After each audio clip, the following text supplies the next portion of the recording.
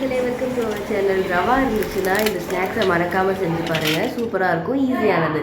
அதுக்கு ஒரு கப் ரவாவுக்கு கொஞ்சம் தண்ணி, கொஞ்சம் பால் சேர்த்து இது மாதிரி கலந்து விட்டுக்கோங்க. அது கூட ஒரு ஸ்பூன் கார்ன்ஃப்ளவர், ஒரு ஸ்பூன் ரைஸ் அரிசி மாவு சேர்த்து இந்த மாதிரி பிசைஞ்சுக்கோங்க.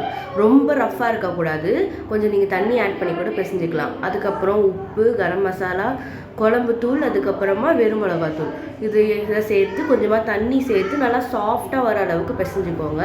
இது மாதிரி சாஃப்டாக இருக்கணும். நெக்ஸ்ட்டு சப்பாத்தி தேய்க்கிற கட்டையில் கொஞ்சமாக மாவு சேர்த்துட்டு நம்ம செஞ்சு வச்சதை ரவுண்டாக உருளையாக பிடிச்சி இந்த மாதிரி தேய்ச்சி எடுத்துக்கோங்க. சப்பாத்தி மாதிரி தேய்ச்சிட்டு உங்களுக்கு எந்த ஷேப் வேணாலும் பண்ணலாம். ஆனால் நான் வந்து ரவுண்ட் ஷேப் லிப்பெட் மாதிரி செஞ்சு பார்க்கலாம் எப்படி இருக்குது, தட்டை மாதிரி செய்யலான்னு செஞ்சேன்.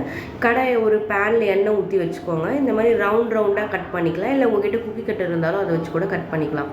இந்த மாதிரி எடுத்துக்கோங்க. எடுத்து நம்ம தட்டில் வச்சுக்கோங்க மொத்தமாக. அதுக்கப்புறமா எடுத்து ஒன்று ஒன்றா நம்ம இந்த மாதிரி எண்ணெய் நல்லா காஞ்ச பிறகு இந்த மாதிரி போட்டு எடுத்துக்கோங்க. போட்டு நல்லா அது கோல்டன் ப்ரௌன் ஆகிற வரையும் நீங்கள் ஃப்ரை பண்ணி எடுத்துக்கோங்க. சூப்பராக இருக்கும். இப்போ நீங்கள் அது ரவுண்டு வேணாம் அப்படின்னா இந்த மாதிரி டைமண்டாக இல்லை ஸ்கொயராக கூட நீங்கள் கட் பண்ணி சேர்த்துக்கலாம்.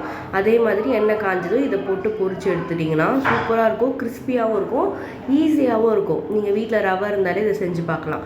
இது பாருங்கள், இது நல்லா எடுத்து இந்த மாதிரி ஒரு நியூஸ் பேப்பரில் போட்டு வச்சிங்கன்னா கொஞ்சம் எண்ணெய் தான் பிடிக்கும், ரொம்ப எண்ணெய் பிடிக்காது. இது பாருங்கள் எவ்வளோ கிறிஸ்பியாக இருக்குன்றது மட்டும் பாருங்கள்.